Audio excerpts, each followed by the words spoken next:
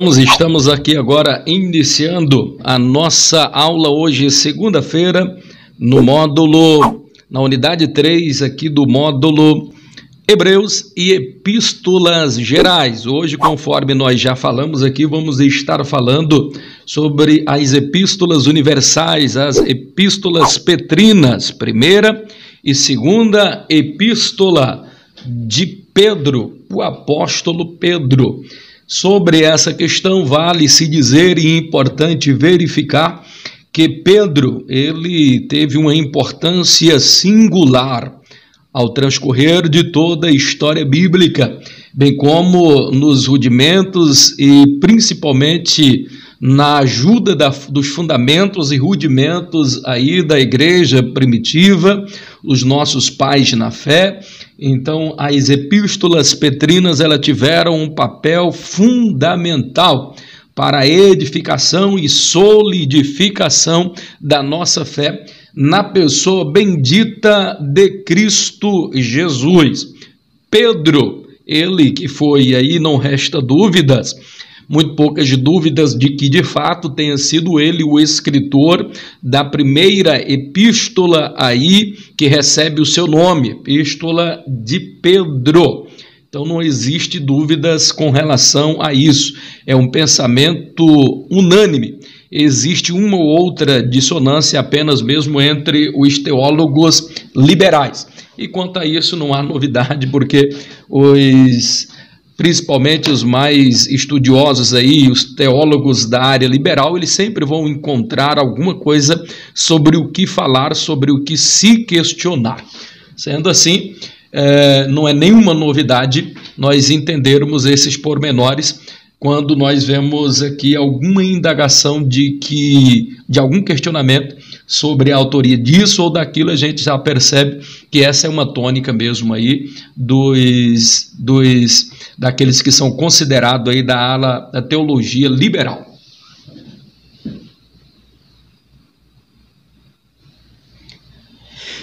Muito bem, eu queria que você já abrisse aí, por gentileza, meus queridos, aí no seu livro, porque vamos estar utilizando aí ele. Abra, por favor, por bondade, aí nas páginas 95 do seu livro.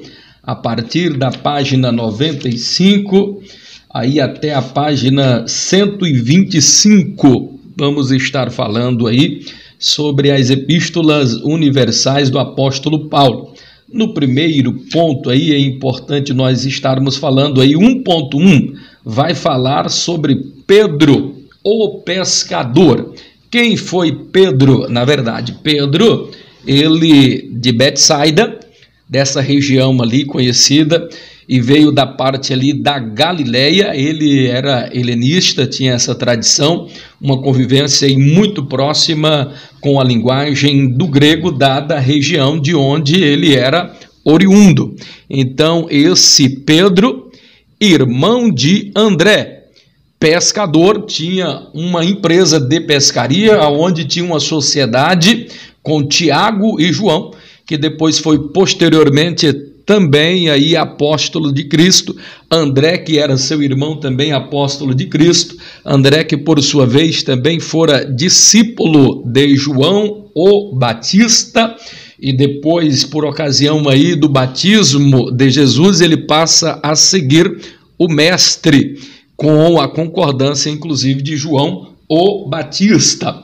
Então, João Simão Barjonas, quando fala Simão Barjonas, está querendo dizer de quem ele é filho, porque o sufixo bar denota de quem a pessoa é filho. Quando você ouve lá na Bíblia Barrabás, não está dizendo o nome da pessoa, e sim de quem ele é filho. Filho de Rabás, Bartolomeu, filho de Tomai, e assim por diante. Quando você vê Simão Barjonas, está dizendo Simão, filho de Jonas. Sufixo bar aí vai denotar de quem ele é filho. Então sabemos que ele era filho aí de Jonas, muito proeminente, um pescador por excelência, mas Deus o chama sobremodo e acima de tudo para ser um pescador de homens. Sobre isso é importante ressaltar e verificar, meus queridos, vocês que já estão aí conosco, a Ellen Cássia, a missionária Ione, Ezequiel da Silva, Jadevan, grande abraço, meu amigo, vocês que já estão chegando aí, ainda um pouco número ainda de alunos em sala. Eu quero crer que daqui a pouco vamos estar chegando mais alunos aí para estarem conosco online. Merislane acabou de entrar também, grande abraço. Hoje temos uma aula maravilhosa aqui para estudarmos sobre a vida e a obra desse grande homem de Deus, a saber, o apóstolo Pedro. Pedro, para nós sintetizarmos melhor, nós vamos conhecer 3 fases na vida de Pedro. Se você olhar agora o Pedro das epístolas paulinas, ou petrinas, perdão, você vai ver algumas diferenças das 2 primeiras fases de Pedro. A primeira fase de Pedro, nós vamos encontrar ela lá no período dos evangelhos. Evangelho de Jesus segundo escreveu Mateus, Evangelho de Jesus segundo escreveu Marcos, Evangelho segundo João e Evangelho segundo Lucas. Nós vamos ver ali um Pedro diferente daquele que nós encontramos, por exemplo, em Atos, e mais diferente ainda daquele Pedro, o escritor agora das epístolas aqui petrinas. você for observar, a primeira fase de Pedro, nós vamos encontrar um Pedro um tanto quanto intempestivo, ou seja, Pedro, em sua primeira fase, ainda era um homem muito instável, ou seja, ele vislumbrava momentos de altos, mas momentos também baixos. Ora ele estava aqui em cima, ora ele estava aqui mais embaixo, ele vivia em uma gangorra, como que se fosse uma roda gigante que estava girando, ora ele estava em cima, ora ele descia para baixo, quer dizer, existia ali muito, se observa que era um homem muito instável, ao passo que ele tinha muita fé, daqui a pouco ele já estava pegando a espada, esse mesmo Pedro que ele era, pela sua própria natureza, um homem que ele gostava muito, ele não se omitia, tinha algumas características peculiares muito importantes, não se omitia, seja para errar, seja para acertar, mas ele estava sempre tomando ali à frente de alguma situação. Mas encontramos momentos muito fortes, por exemplo, como o de João 6:66, aonde todos estão abandonando a Jesus, um dos momentos mais tristes da Bíblia Sagrada, aonde nós vamos encontrar Pedro quando Jesus disse, olha, vocês também querem me abandonar? Porque Jesus até aquele momento vinha operando grandes milagres, grandes maravilhas, mas a partir do capítulo 6 e o verso de número 66, uma mudança drástica começa a acontecer, os discípulos vão os abandonando, a multidão começa a abandonar a Jesus, e Jesus disse, olha, vocês também querem me abandonar? Fiquem à vontade. E Pedro pega e diz a célebre frase, para onde iremos nós, Senhor, se só tu tens as palavras de vida eterna? Então ele tem momentos épicos lá em cima, mas tem momentos que ele está realmente lá embaixo. Quem poderia se esquecer quando ele nega a Jesus por 3 vezes? Então, ora ele está lá em cima, ora ele está aqui muito mais embaixo. Então ele está muito instável, e é nesse período de instabilidade, inclusive, que Jesus chama ele agora não mais de Simão, mas chama de Pedro. Mas você vai observar que em algum momento Jesus o chama de Simão, e já em outro momento Jesus o chama de Pedro. Quando Pedro fazia uma coisa boa, ele era chamado de Pedro. Quando fazia alguma coisa que não era tão boa, Jesus já o chamava de Simão.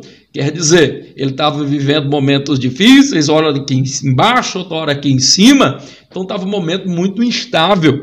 Então Jesus ele o chama de Pedro, que quer dizer Petros, fragmento de pedra. E quando Jesus o chama de fragmento de pedra, e você vai poder observar, inclusive, lá no Evangelho do Senhor Jesus, segundo escrevera Mateus, você vai observar algo bastante interessante, é que Senhor Jesus, ele faz uma afirmação poderosa, e por causa desta afirmação poderosa que Jesus faz, A partir daí começa a existir muito equívoco, sobretudo naquela que nós conhecemos como a nossa prima, a Igreja Católica, inclusive de onde nós somos oriundos, saímos de lá quando ele desvirtuar os retos caminhos do Senhor, assim entendemos.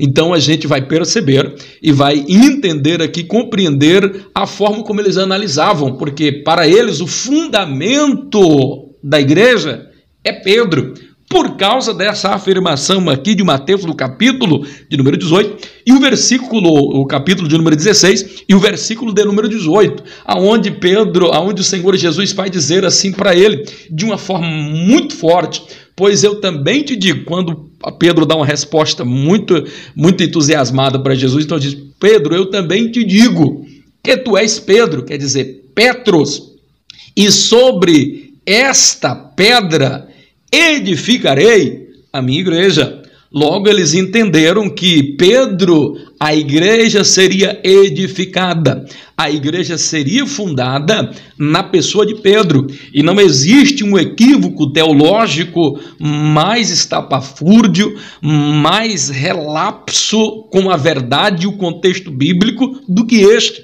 porque não existe nenhuma razão de ser para alguém ter esta compreensão. Perceba que até aqui não existia a idolatria a santos, é a Igreja Católica que vai começar a instituir a partir disso daí, e começa a divinizar e tornar aquilo que é criatura sendo algo como sendo sagrado para ser adorado e venerado, o que na Bíblia vai dizer de uma forma muito clara em Levítico 26, em Deuteronômio 5 e 8, onde podemos ver de forma muito clara que você pode analisar de luz de lamparina e você não vai encontrar um só versículo que dá base para que o homem possa adorar alguma imagem. Se não, vejamos, ali no capítulo 5 e o verso de número 8 de Deuteronômio, o próprio Deus está falando assim, olha: não farás para ti imagem de escultura, nem semelhança alguma do que há no céu,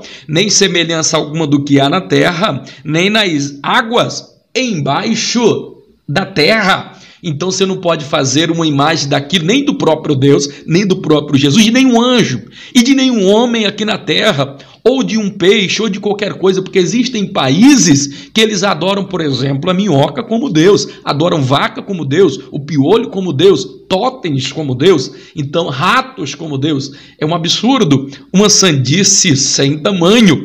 Então Deus jamais iria concordar e jamais faria uma afirmação desta natureza. Pastor, então por que é que Jesus diz isso? Porque quando ele diz: olha, pois eu digo que tu és Petros, digo que tu és Pedro, fragmento de pedra, e sobre esta pedra edificarei a minha igreja. Então aqui está o equívoco. Quando vocês vão perceber que uma parte está falando de Pedro. Então quando diz: eu lhe digo que tu és Petros, Petros aqui, ele é masculino. E ele vai dizer agora, vai mudar de Petro para Petra. Petra é pedra, rocha. Então ele disse assim: e sobre essa rocha, Jesus está falando ele, e sobre esta rocha edificarei a minha igreja. Então é sobre a rocha que é Jesus. Então nós vamos observar Pedro falando sobre isso, nós vamos observar que Jesus, ele é a pedra angular da esquina. Então a pedra é Jesus.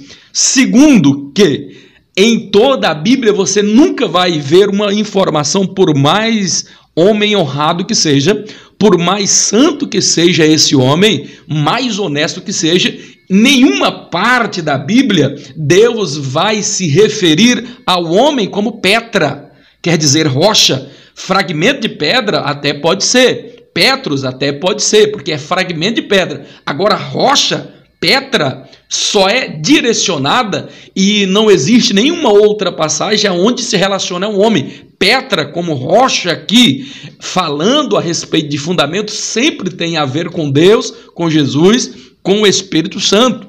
E isso precisa ficar claro e muito claro em nossa mente. Para que alguém não tenha dúvida, eu vou até fazer aqui uma análise para você aqui ter uma questão. Primeiro, Petros é masculino. Não tem dúvida com relação a isso. Petra é feminino, quer dizer rocha. Outro sim. Perceba, eu tenho esta caneta aqui, está em minhas mãos, sim ou não? Esta caneta está em minhas mãos. Eu pego agora a minha Bíblia e eu vou dizer, esta Bíblia está em minhas mãos. Ou eu poderia dizer, não sei se vocês conseguem visualizar aqui, eu estou pegando em uma mesa. A minha esposa, que é professora de inglês, ela diria assim, olha, quando diz assim, esta caneta, então ela vai dizer assim, this pen. E se for a Bíblia, por exemplo, this Bible. Se for a mesa aqui, por exemplo, this table. Então quer dizer, esta caneta, esta Bíblia, esta mesa. Quando eu digo esta, ela vai dar o pronome aqui para você entender melhor a respeito disso daqui, olha. Então, pronome demonstrativo de algo que está perto. Então, quando eu digo esta, é algo que está ligado aqui à minha mão, ao alcance da minha mão. Esta, this Bible, esta Bíblia. This pen, esta caneta. This table, esta mesa, é algo que está ao alcance da minha mão. Mas o interessante é que Jesus não disse sobre esta pedra. Jesus, ele diz sobre essa pedra. E aqui está a diferença.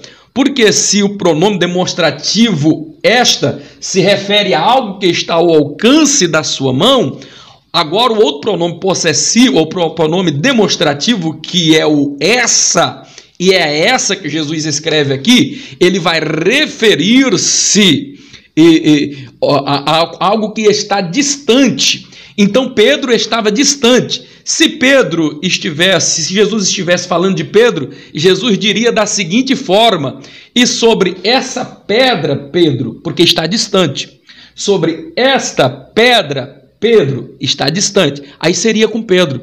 Mas Jesus, ele utilizou assim, olha, ele utilizou diferente. Ele diz sobre esta pedra. Quando Jesus diz esta pedra, está dizendo sobre esta pedra que sou eu, Jesus, a glória é minha, o poder é meu, o fundamento da igreja é meu. Então Jesus só diz sobre esta pedra.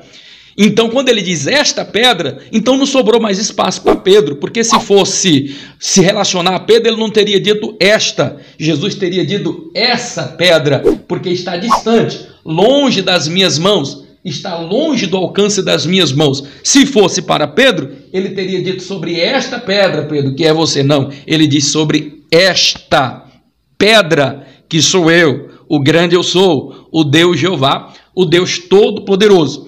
Não sei se deu mais ou menos para vocês entenderem e sintetizar aí sobre essa questão. Aleluia! Infelizmente a internet está muito ruim. Porém, o professor está gravando a aula em outro aparelho, depois podemos disponibilizar. Muito bem, pastor Paulo Rodrigo está falando. Nós estamos aqui, além dessa transmissão, estamos também com uma outra gravação que depois nós vamos estar disponibilizando. Se essa aqui não ficar muito tranquilamente, a gente disponibiliza depois aí para vocês, ok? Grande abraço aí a todos, vamos continuar aí com a nossa aula. Já que você entendeu este contexto agora, aí na página ainda do seu livro, na página de número 95, onde nós estamos falando, 1.1, Pedro o pescador. Então, estamos aí na primeira fase. A primeira fase de Jesus é essa, que ele está muito instável. A segunda fase aí da vida do apóstolo Pedro é registrada em Atos. Em Atos, nós já percebemos uma nova fase aqui do apóstolo Pedro. Nesta nova fase, nós vamos observar algo por demais interessante. É que Paulo agora deixa de ser impetuoso, intempestivo e instável, e agora ele começa a ser uma pessoa mais prudente, uma pessoa que agora já consegue ter uma certa estabilidade. Ele deixa de ser instável para começar a ser estável, quer dizer, ele já tem agora uma certa estabilidade, uma certa firmeza, que começa a adquirir com a experiência e logo depois da morte e a ascensão de Jesus Cristo de Nazaré. Isso é tão verdade que você vai perceber agora ápices, momentos maravilhosos que você vai perceber na vida de Pedro. momentos maravilhosos. Os altos começam a ficar mais constantes. Se não percebam, ali no momento de Pentecoste, olha como que Deus usou poderosamente. Observa a pregação do apóstolo Paulo. Ele, em uma pregação, 3.000, 5.000 almas aceitam a Jesus, se convertem, rendem aos pés do Mestre. Que maravilha! Louvado, engrandecido é o nome do Senhor Jesus, que é digno de toda honra, digno de toda a glória. Então nós vamos ver agora também uma outra terceira fase, que é exatamente esta, que é a fase onde nós temos as epístolas aqui petrinas. Então nós vamos perceber um apóstolo Pedro um tanto quanto diferente daquelas duas primeiras fases. A fase do Evangelho, um Paulo mais intempestivo. A fase agora, a segunda fase no livro de Atos, que já é um homem que conseguir uma certa estabilidade em que os momentos mais altos, os ápices da vida dele estão mais presentes, ao passo que os momentos de fragilidade, os momentos de instabilidade começam a diminuir. E agora chegamos aqui nas epístolas petrinas, aonde nós vamos encontrar um apóstolo Pedro bem diferente, mas muito diferente mesmo daqueles outros dois daquela primeira fase. Primeiro, porque agora ele já está avançado de idade, levando-se em consideração que agora ele já está em uma tenra idade, ou já está numa idade avançada, perdão, numa idade bastante avançada, e por estar em uma idade bastante avançada, a experiência o leva agora em um outro estágio. E nós vamos observar aqui o quanto esse homem está aqui cônscio, seguro das suas palavras, o quanto ele está agora abençoado e fortemente respaldado dentro da palavra de Deus. Então, já que você entendeu essas três fases aí da vida do apóstolo Pedro, vamos agora caminhar sobre a questão da autoria. 1.2 aí do capítulo 1 da unidade em que nós estamos estudando. 1.1 a respeito da autoria. Se não vejamos, percebam, sobre a autoria aqui da epístola de Pedro, é importante dizer, vale-se dizer, importante ressaltar que a primeira epístola de Pedro não existe assim uma análise, ainda que hipotética, de alguém, por exemplo, com argumento sólido, dizer que não fora ele o escritor aqui desta carta, desta epístola. Então, sobre isso não existe qualquer dúvida, são quase que unânimes. Se existe uma epístola dentro do cânon do Novo Testamento em que não houve qualquer, vamos dizer assim, dúvida sobre a autoria, é a primeira epístola de Pedro. Primeiro porque ele já começa dizendo que eu, apóstolo de Cristo. Então ele já se identificou. Ele diz, eu sou o escritor desta carta. Então sobre isso não existe dúvida. Como não existe dúvida, por exemplo, nos nossos pais na fé. Nenhum pai da fé negou a autoria desta carta, não sendo de Pedro. Nenhum reformista ou pré-reformista questionou a autoria desta carta que não fosse Pedro. Os principais teólogos, até os mais odiernos, nunca existiu nenhum outro que questionou a autoria desta carta. Não, mas nós encontramos dentro da teologia liberal, pastor, um ou dois dissonantes que dizem que pode ser que esta carta não teria sido escrita pelo apóstolo Pedro, e argumenta para tanto, porque a carta ela tem nuances de um grego muito cristalino, um grego muito bem estruturado. Então, assim, na argumentação desses teólogos liberais, e eles questionam a tudo, então eu não costumo nem dar muito ouvido a esses teólogos liberais, porque se todos os reformistas, pré-reformistas, o pai da igreja, nunca ao longo da história não houve nenhuma contestação com relação a isso, como é que aparece agora um teólogo liberal e tenta argumentar uma tese que não tem nenhuma razão de ser? Primeiro porque ela própria se desfaz, porque nesta carta, primeira epístola, até o próprio Pedro ele diz que escreveu essa carta em parceria com Silvano. Quem é Silvano? Silas. Então Silas ele era um homem erudito, conhecedor do grego helenista, E segundo, que não tem nenhuma sustentação, porque o próprio Pedro, porque eles argumentam que aqui o grego é muito sofisticado. Ora, Pedro era da Galileia, ele veio de Betsaida, esta região era helenista, então assim, aonde o grego ele tinha uma predominância, então era natural que Pedro conhecesse ali as nuances e toda a cristianidade ali do grego, e por isso escreve com muita propriedade. E segundo, que aqui Trajano, Silas era um erudito, e estava com ele e foi coparticipe aqui, não vou dizer coautor, mas esteve ali na instrução, como que um escriba orientando, fazendo ali de repente alguma correção ou outro. Então não existe uma análise, ainda que hipotética, e alguém, por exemplo, queria argumentar que esta carta não teria sido escrita por Pedro.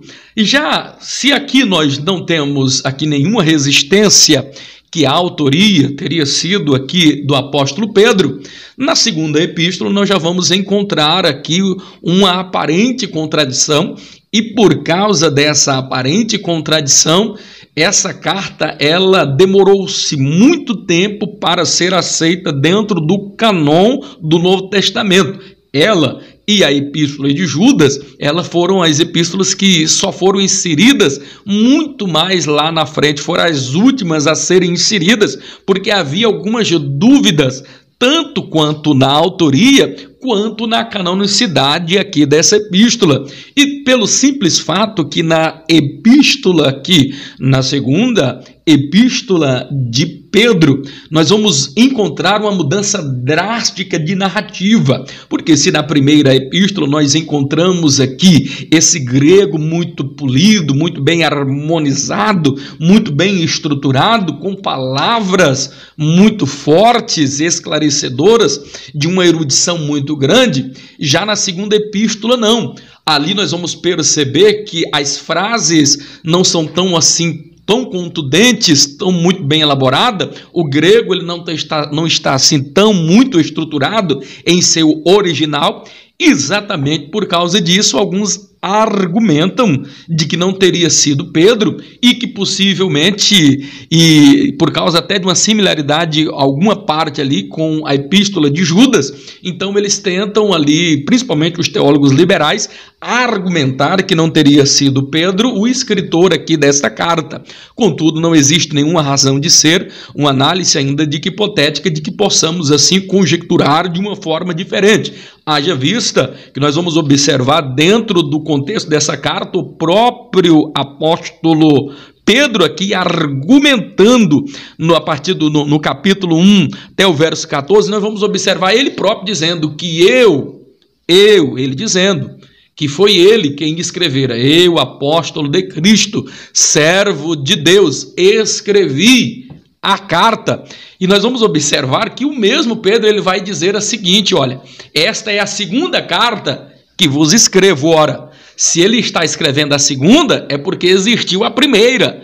Lógico que para se harmonizar uma situação distinta como essa, se ele está dizendo que escreveu a segunda epístola, é porque ele escreveu a primeira. Então, se ele escreveu a primeira, tá aqui, não resta dúvida de que de fato realmente fora ele o escritor aqui desta carta. Ele está dizendo, fui eu quem escrevi a carta, ele abirrogou-se para si. Várias outras argumentações nos levam a crer, a ter uma absoluta certeza e poder clarividenciar, sem nenhum medo de errar, com toda a convicção que essa carta fora de fato escrita por ele. Você for observar, por exemplo, a afirmação de 1 Pedro, no versículo de número 14, no capítulo 3, ele vai falar inclusive a respeito desta questão também. Ele vai dizer em 1 Pedro, no versículo de número, no capítulo 1, do versículo 6 até o versículo de número 17, salvo engano, ele vai estar falando a respeito disso. Percebam que ele vai dizer mais ou menos assim, olha, mas nós ouvimos em sua majestade, onde o Pai o glorificou, dizendo, este é meu filho amado, em quem eu me comprazo. Ora, então o próprio apóstolo está dizendo, quem é que falou isso? Ele está falando dele próprio, que ele viu Jesus transfigurado em um corpo de glória. Onde foi isso? Lá no Monte da Transfiguração. Então quem estava lá? estava Tiago, estava João, estava Pedro. Tiago já não poderia ser, porque Tiago já havia sido martirizado aqui nesse tempo. João, ele não abrigou para ti o título dessa carta, então só poderia ser de fato realmente Pedro, que era um dos três que estavam lá. Então, sobre isso não pode ter nenhuma dúvida. Você quer ver um outro argumento muito forte, dentre vários que poderíamos aqui citar? A própria citação no verso 14 do capítulo de número 1, ele vai dizer da seguinte forma, dizendo a respeito de como seria. Ele vai argumentar que o Senhor Jesus, o Mestre, mostrou a ele como seria a sua morte. E nós sabemos que a morte de Pedro foi martirizado, sendo crucificado também pelas mãos e atados, e ele vai citar, e essa afirmação ela vai colaborar, e ela vai de frente com aquilo que no capítulo 21 e no versículo de número 19, 18 e 19, salvo engano, aonde nós vamos observar ali da seguinte forma, Jesus falando a respeito ali de Pedro, sobre essa questão, diz, na verdade, eu te digo, e ele vai dizer de forma bem enfática, Pedro, quando tu eras moço, tu andava para onde tu queria, tu passeava para onde tu queria, mas porém, quando tu estiveres velho, tu estenderás as mãos e alguém te cingirá. E tu não mais andará e não estará onde mais tu quer, mas aonde alguém quer te levar.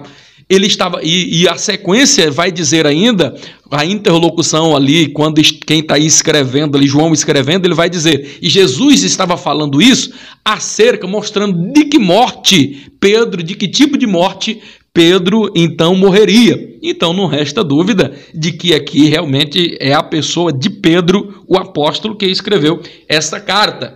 Porque razão muitas pessoas não observaram para esses fatos e durante muito tempo, de muitos anos, demorou-se então para aceitar a canonicidade e a autoria dessa segunda carta. Se na primeira não teve nenhuma dúvida, percebemos várias dúvidas aí com relação a essa questão. Só me dá o horário aí para mim não me perder, eu estou sem o relógio aqui. Muito bem, é porque demos uma atrasadinha, deixa eu só... Estamos aqui em cima do horário, meus queridos e amados irmãos. Vamos dar uma acelerada aqui para ver se a gente ganha tempo. As coisas, o pastor da próxima aula já está aqui, nós começamos devido a um problema técnico, começamos um pouquinho atrasado, mas vamos ganhar tempo aqui dentro desta matéria. 1.3, a data das epístolas, da escrita da Epístolas Petrinas. Então, a primeira carta, ela fora escrita entre os anos 60 aos anos 63 a 64 antes de Cristo. E a segunda epístola fora escrito, há uma concordância com relação a isso, que foi depois do ano 64, ou seja, entre o ano 65 ao ano 66 a 67, no mais tardar. Haja vista que a tradição nos dá conta que Pedro morreu martirizado no ano 67 depois de Cristo. E se na primeira carta fala muito a respeito de uma perseguição, vai colaborar muito com o tempo da perseguição que Nero promoveu à igreja. E essa perseguição, ela vai durar e vai perdurar e permanecer aí durante um bom tempo. E vai permanecer até o ano 64. Então, no ano 64, essa perseguição ela vai cessar por um pouco. E é quando cessa essa perseguição aí, inclusive, que é escrito esta segunda epístola petrina. É claro que às vezes escrita de forma mais afobada, um pouco mais apressada, de repente aqui já não tem a presença também de Silvano, esse erudito, então inclusive por causa disso, essa mudança aí de trajetória aí, da interlocução, da maneira de expor as suas palavras na visão ali, como Pedro estava identificando as coisas. Mas não resta dúvida de que de fato fora ele o escritor. E esta, muito possivelmente e certamente, é as duas datas mais provável de que tenha sido escrita a primeira e a segunda epístola de Pedro. Então, assim, se não existe agora dúvida, o período que ele escreveu, existe uma dúvida do local onde Pedro escreveu, por exemplo, esta carta. Porque se Paulo escreveu, e a tradição diz que ele escreveu de Roma, e se ele escreveu de Roma, os teólogos liberais, e alguns vão argumentar da seguinte forma: se Paulo escreveu de Roma, por que é que ele diz que estava em Babilônia? Quando ele diz Babilônia, primeiro que a gente precisa entender, tem pelo menos aqui duas Babilônias, a Babilônia ali do rio Eufrates, a Babilônia da egípcia, a Mesopotâmia, quem poderia esquecer? Mas o interessante é que essa afirmação de que escreve de Babilônia, ele não está falando a uma cidade, e sim a circunstância aonde ele está, porque Babilônia significa um mundo rodeado de pecado, de muitas outras coisas, como é registrado, por exemplo, em Apocalipse. João está na ilha de Patmos e ele recebe a visão e ele fala inclusive de uma Babilônia, e aquela Babilônia ali ela é figurativa, não é uma Babilônia, uma cidade na verdade literal, é mais uma sua situação, uma condição de como estão as conjecturas atuais. Então, assim, não podemos afirmar que foi realmente de Babilônia, até porque não existe nenhum registro que Pedro tenha passado, por exemplo, por Babilônia, nem a egípcia, Mesopotâmia, da região aqui do rio Eufrates, nada disso. Ele nunca passou por lá, não tem nenhum registro. Então, o mais provável mesmo é que, como está registrado na tradição, é que tenha escrito essa carta aqui de Roma. E para quem ele escreveu essa carta? Ele escreve esta carta e ele identifica para quem ele está escrevendo. Ele está dizendo que é para aqueles que estão na região do Ponto, da Galácia, da Capadócia, da Ásia e da Bitínia. E toda essa região aqui nós sabemos que fazia parte da Ásia Menor, atual porção da Turquia asiática nos dias de hoje. Então, alguém até pode argumentar, mas aqui é a mesma região que Paulo esteve, sim, só que nesse momento, por ocasião ainda da primeira viagem missionária, apóstolo Paulo não tinha passado por aqui ainda, ele só vai vir já a partir da outra viagem missionária. Então, quem passou aqui agora, ainda não tinha passado Paulo por aqui, ele passa por essa região, mais especificamente na região do Ponto aqui, da Capadócia, Ásia e Bitínia. Então é para esses, e ele diz que aos que estão dispersos, percebam aqui a forte ênfase, ele vai dizer aqueles que estão dispersos. Na primeira epístola, ele já começa dizendo algo muito forte aqui. Primeiro ele vai comparar esses cristãos como dispersos. E dispersos por causa de quê? Por causa da diáspora, desde aquele acontecimento ali especificamente, aonde Estevão é morto. Por causa da morte de Estevão, começa uma grande perseguição, eles começam a se deslocar por lugares mais longínquos na face da terra, tentando fugir de quê? Dessa grande perseguição que está acontecendo. Então acontece essa pequena diáspora e eles começam a ficar dispersos. Segunda coisa que nós identificamos aqui também na epístola de 1 Pedro é que eles chamam estes a quem ele está destinando a carta, vai chamar eles de forasteiro. E forasteiro e peregrino também somos nós aqui na terra.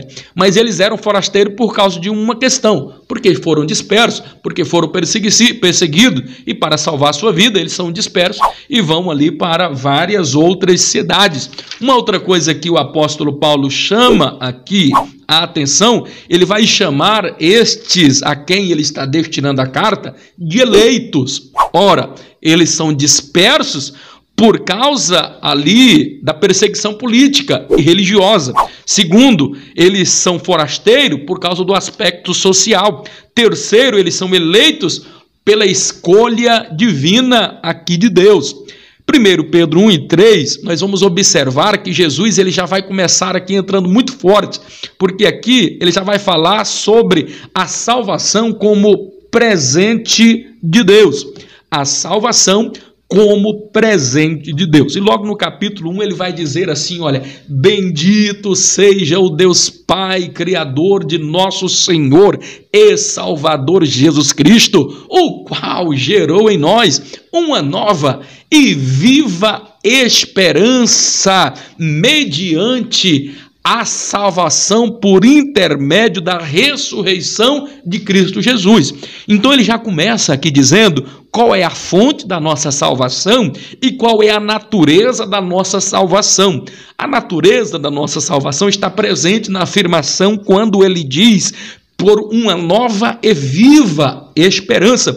Qual é a natureza da nossa salvação? A natureza da nossa salvação é uma nova e uma viva esperança em que? Agora vai falar a fonte da nossa salvação. Qual é a fonte da nossa salvação? O versículo ele já vai explicar aí muito claramente que é mediante a ressurreição de Jesus Cristo de Nazaré dentre os mortos. Então ele já começa dizendo aqui a fonte e a natureza da nossa salvação. A nossa natureza da salvação vem de quê? De uma nova e viva esperança. Isso significa dizer que Jesus é a nossa esperança. E o apóstolo Pedro aqui ele está falando enfaticamente a respeito desta viva esperança, porque o crente jamais perde a esperança.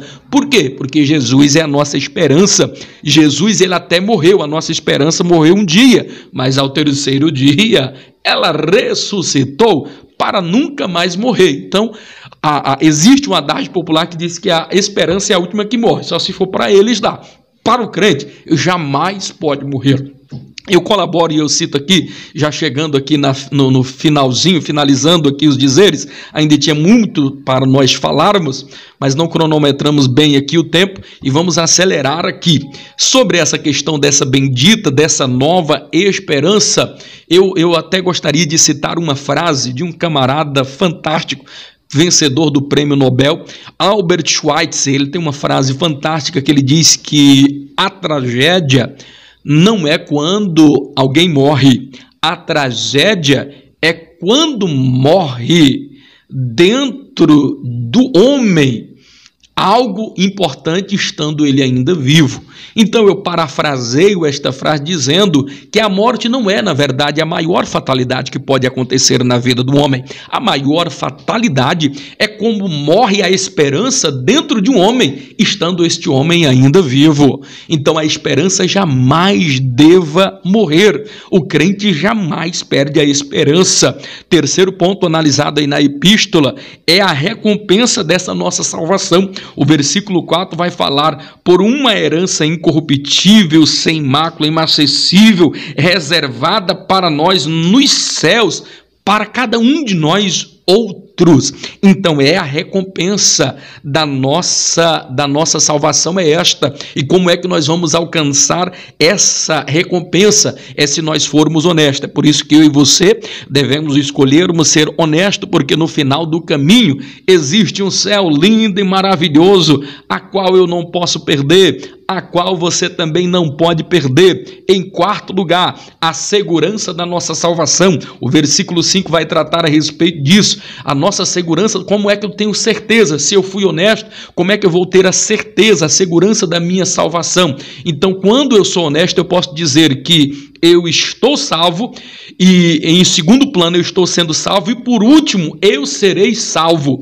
Quando é que eu estou salvo? Eu estou salvo hoje, se eu estiver sendo honesto. E como é que eu estarei continuando sendo salvo? No amanhã, quando, por exemplo, aqui eu agora estiver continuando servindo a Deus, então eu vou continuar sendo salvo. E eu serei salvo quando eu morrer, quando eu for assunto agora ao céu, então eu serei salvo eternamente para a glória e honra do nome do Senhor Jesus. Para finalizar aqui, um quinto ponto abordado aqui no 1 Pedro, é a alegria da nossa salvação.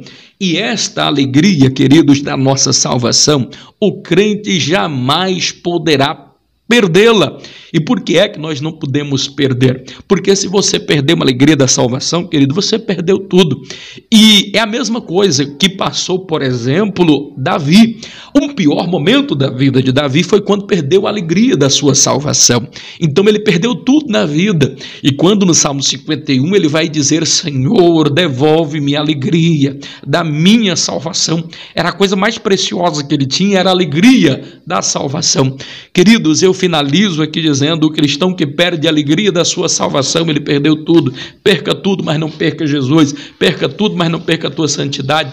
perca tudo, mas não perca o céu, não perca a alegria da tua salvação, não te corrompa, não deixa os seus princípios bíblicos intrínsecos que estão dentro de você através da palavra morrerem, porque se você perder a alegria da tua salvação, acabou tudo, irmãos. E isso é o que nós estamos vivendo, infelizmente, muitos dos nossos dias odiernos, presenciamos isso em nossos cultos, presenciamos isso no nosso viver diário, contínuo. Você olha para a pessoa dentro de um culto, você não percebe mais esta alegria, aquele brilho no olhar. Percebam que nem mais lenço as pessoas trazem, na verdade, para o culto. Eles passam o culto ali de olhos enxutos, eles não estão mais preocupados, parece, com esta alegria, com esse fervor. É um mero formalismo o fato de estar ali presente em um culto. Estão mais para assistir do que, na verdade, para cultuar a Deus. E eu finalizo aqui dizendo: não perca a alegria indizível da tua salvação. Alguns anos atrás eu lia sobre isso, a alegria indizível da nossa salvação. Esqueci agora o autor, alguns anos atrás eu li, mas que coisa maravilhosa quando eu li aquele livro e eu ali prestei atenção.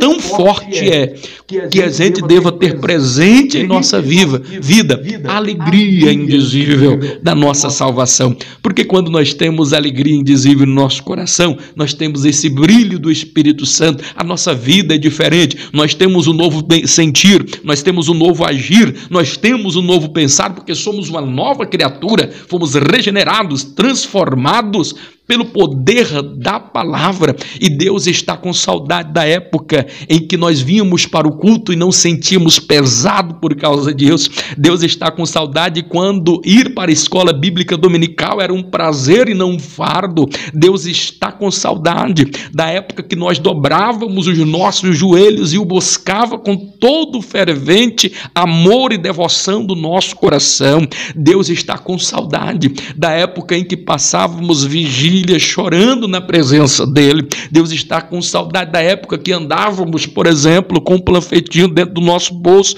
pregando, evangelizando e convidando as pessoas para assistirem e sentirem o mesmo prazer e o gozo que você sentia na sua alma de estar servindo e adorando ao nome do Senhor. Deus em Cristo Jesus vos abençoe. Falamos muito pouco daquilo que precisaríamos falar, mas vocês têm o livro aí, continue estudando, dê uma olhada, uma massificada em tudo aquilo que precisa ser observado. Grande abraço a todos e na próxima aula vamos estar finalizando esse módulo de Hebreus e Epístolas Gerais. Grande abraço a todos, Deus vos abençoe, tenha uma semana próspera, abençoada e feliz.